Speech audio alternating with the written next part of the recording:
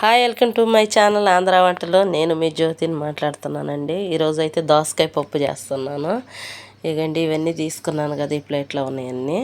ఇదిగండి పప్పు మనం కుక్కర్లో వేసుకొని శుభ్రం కడుక్కొని ఏమి వేయకుండా, పసుపు ఏమి వేయకుండా ఉడికిస్తామండి. 3-4 విజులకి. ఇదిగండి పప్పు అయితే బాగా ఉడికింది కదా. నేను 2 దోసకాయలు, 2 ఉల్లిపాయలు, 4 టమాటాలు అవి తీసుకున్నానండి. పప్పు అదిగా ఉడికింది కదా, ఇవన్నీ వేస్తేనే బాగుంటుంది. ఎక్కువగానే తీసుకున్నాను. 4 టమాటాలు, 2 దోసకాయలు, 2 ఉల్లిపాయలు, 4 పచ్చిమిరపకాయలు. ఇవి ఎక్కువ వేస్తేనే బాగుంటుందండి. మేము దేనికైనా, ఏ ఫంక్షన్కైనా, దేనికైనా కూడా మేము ఈ దోసకాయ పప్పు కంపల్సరీగా ఉండాలండి. మాకు బంతుల్లో ఈ పప్పు, వంకాయ, గోంగూర పచ్చడి, ఈ దోసకాయ పప్పు అనేది, ఆలుగడ్డ ఫ్రై అనేది, చింతకాయ పచ్చడి అనేది, ఇవన్నీ మాకు బంతులు వేస్తారండి. ఇప్పుడు ఏంటంటే ప్రతి ఒక్కళ్ళు చికెను, మటన్ అనేది లేకుండా లేనిదే ఫంక్షన్ చేయటం లేదు. ఇంతకుముందు ఇట్లా టేబుల్ మీద భోజనాలకి ఈ దోసకాయ పప్పు కంపల్సరీగా వేస్తారండి. సాంబార్ ఇవన్నీ. ఇదండి మాకు ఇష్టమైన దోసకాయ పప్పు, మా ఆంధ్ర పప్పు. చూడండి నేను ఎట్ట చేస్తున్నాను. 2 స్పూన్లు కారం అయితే వేసుకున్నానండి. ఒక 1/2 స్పూన్ పసుపు వేస్తున్నాను. ఇవన్నీ వేసి కొంచెం ఉడికిద్దామండి. కొంచెం ధనియాల పొడి కూడా. ఎందుకు వేస్తున్నానంటే, ధనియాల పొడి నేను ఇంతకుముందు మామిడికాయ పచ్చడికి కొత్త కారం పట్టించాను కదండి. అప్పుడు వాటిల్లో నేనేం మసాలా వేయకుండా పట్టించాను కాబట్టి, ఇప్పుడు అందుకని జీలకర్ర పొడి, కొంచెం ధనియాల పొడి వేసుకుంటున్నానండి. ఆ మిగిలిన కారం ఉంది కాబట్టి. ఇట్లా అన్నీ వేసి కొంచెం చింతపండు పులుసు అయితే పోసుకొని, ఎక్కువ కాదండి, గోరు పులుసు అంటాము.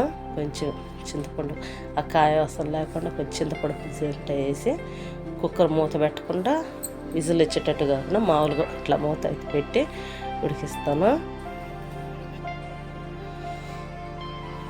ఇంతేనండి, ఎక్కువ నీళ్ళు పోయకూడదు. దోసకాయ పప్పు అంటే నీళ్ళుగా ఉండకూడదు. ఇది కొంచెం దగ్గరగానే ఉండాలా. పప్పు అంతా ఉడికింది కదండి, కొంచెం కాయ తెల్లగా కనపడుతుంది, అదేం కాదు. మళ్ళీ పప్పు అంతా ఎనిపి తాలింపు వేసేటప్పుడు ఉడికిపోద్ది. అంత మెత్తగా ఉడికినా కూడా బాగుండదు. కొంచెం కాయగా తగులుతూ ఉండాలి తినేటప్పుడు కూడా. అవి ముక్కలన్నీ కొంచెం అట్లా తగులుతుంటే మంచిగా ఉంటుంది. అంత మెత్తగా ఉంటున్నా కూడా బాగుండదు. నేను ఎట్లా చేస్తానో చూడండి ఒకసారి. అయితే 2 స్పూన్లు ఉప్పు అయితే వేసుకున్నాను. తర్వాత సరిపప్పు అయితే వేసుకున్నామండి.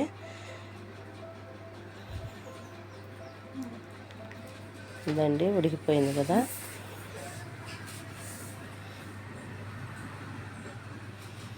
తాలింపు అయితే పెట్టుకున్నామండి. నేను కొంచెం శనగపప్పు, జీలకర్ర, మినపప్పు అయితే తాలింపు వేస్తున్నానండి. 2 ఎండుమిరపకాయలు,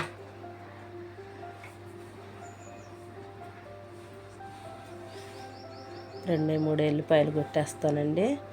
ఇంకెక్కువ ఏమి వేయటం వల్ల కొంచెం ఇంగం పొడి అయితే వేసి తాలింపు వేద్దాం. కొంచెం కరివేపాకు ఇవన్నీ వేసి, కొత్తిమీర అయితే నేను పప్పు ఉడికిచ్చేటప్పుడు వేసానండి. తాలింపు లేని కొత్తిమీర నేను కొంచెం కరివేపాకు కూడా వేసానండి.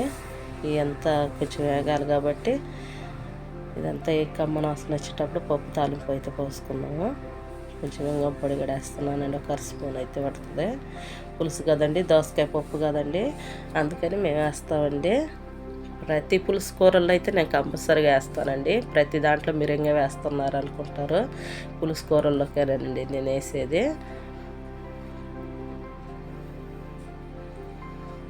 ఇంకెంతేనండి, దోసకాయ పప్పు అయితే రెడీ అయిపోయిందండి. ఇట్లా మీరు కూడా ఒకసారి అయితే ట్రై చేయండి. ఈ దోసకాయ పప్పు మాకు చాలా ఇష్టమైన పప్పు అండి. ఇది మాకు ఆంధ్ర వాళ్ళకి చాలామందికి తెలియదు, జలుబు చేస్తుంది దోసకాయ తింటే అనుకుంటారు. లేదండి, ఇట్లా పప్పులు చేసుకోండి, చాలా బాగుంటుంది. దోసకాయ పచ్చడి కానీ ఇట్లా పప్పు కానీ బాగుంటుంది. ఎందుకంటే ఇట్లా తీసుకున్నాం కదా, మొన్న పెట్టిన కొత్త మామిడికాయ పచ్చడి అండి ఇది. ఇట్లా పప్పు తీసుకొని కొంచెం నెయ్యి అయితే వేసుకొని వేస్తానండి. ఈ పప్పు, ఈ నెయ్యి ఇట్లా అంతా రెడీ చేసింది కూడా ఎవరి కోసం అనుకుంటున్నారు? మా పిల్లల కోసం అయితే కాదండి. ఇది చూడండి, ఇట్లా నెయ్యి వేస్తుంటే ఎంత సంబరపడిపోతున్నారో. ఎవరో కాదండి, మా ఇంటి ఆయన. ఇట్లా నెయ్యి వేసుకొని పప్పు వేసుకొని తింటాం ఆయనకి చాలా ఇష్టం అండి. ఆయనకి అట్ట తింటాం చాలా ఇష్టం అండి. చిన్నపిల్లడి కన్నా ఎక్కువ సంతోషపడతాడు. ఇంక ఇంతేనండి ఈ వీడియో. ఈ వీడియో నచ్చితే లైక్ చేయండి, షేర్ చేయండి, సబ్స్క్రైబ్ చేయండి.